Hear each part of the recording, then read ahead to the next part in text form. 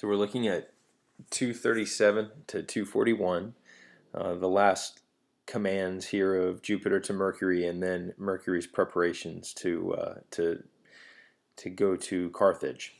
So Jupiter finishes his commands to Mercury by saying, now we get, let him sail. This is the highest thing. This is the most important thing. Let this be our message. He had said, he had spoken, and that one, i.e. Mercury, was preparing to obey the imperio, the command, orders of his great father. And first, he binds golden sandals on his feet, or to his feet, which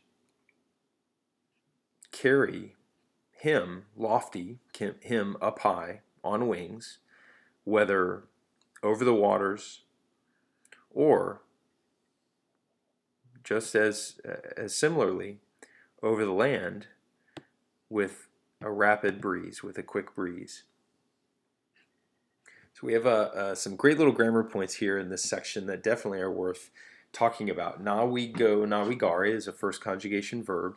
So the E here is subjunctive, and this is an excellent example of the jussive subjunctive. Not he is sailing, but let him sail. And I, and probably your teacher too, when they teach this to you, call it the let us. So we can think of like Ayamas, let us go, let us do this, let us do that. We nickname this the let us subjunctive because we use let. So the jussive there is the term.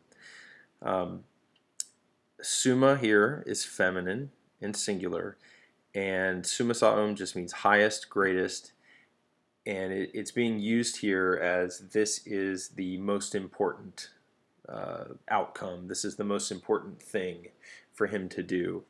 And I know that might be strange to you because you might think when you hear thing, that's a neuter, and we see in Latin that the neuter substantive is used all the time. But here, nonetheless, summa, this is the highest thing, this is the highest outcome, the highest point. And then esto is the future imperative of the verb to be, sum esse. And the way that we can get this across in English is let something be, let something happen. And so, hic, let this be our message. Nostri here is in the genitive. It's I think what we can call a subjective genitive of the adjective noster, and we would expect probably noster nuntius. Let this be our message, but to kind of punctuate and provide emphasis on our, the royal plural, he's referring to himself. Jupiter is. He's used the subjective genitive to kind of make its own individual part of speech here in the sentence. Dixerat, he had spoken, he had said, the pluperfect. We use parabat here, he was preparing, ille, that one, he was preparing, parere, to obey, and this may be a good example of what's called the inchoative imperfect. So he was beginning to prepare to obey. He was starting to. But the point of parabat is that immediately he began preparations.